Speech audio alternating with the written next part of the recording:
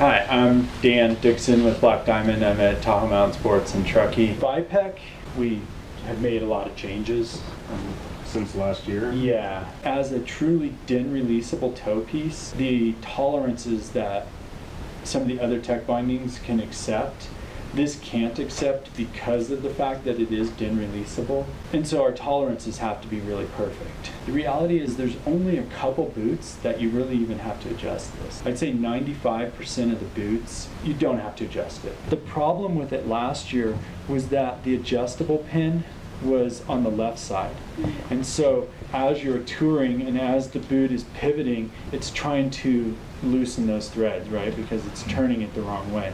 So the first thing we did was we moved the pin to the right side this year, so that if you're in the touring mode, what it would be trying to do is it would be trying to tighten the threads, right, and tighten into itself. But all of that is a little bit irrelevant because on the new one, we put this spring in, which goes through the head of the screw.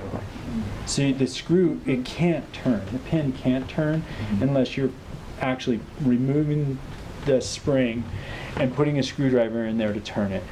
Once you've got it adjusted, you put the spring back in and it can no longer turn. We also increased the pin size from 5 millimeters to 6, which helped. And then one of the other areas where there was a little bit of displeasure with how the first binding worked was on release. So in order to release, you push down with the pole, and it was very counterintuitive. You also had to push down with the ball of your foot to get the spring to open the jaw. So we really increased the spring, the weight of the whole thing. So it's a much stronger spring now, so that all you have to do is push down and lift up. You no longer have to kind of push down with the ball of your foot. And then at the same time, we increased how much the jaw opened to 67 millimeters. So now it opens a little bit further.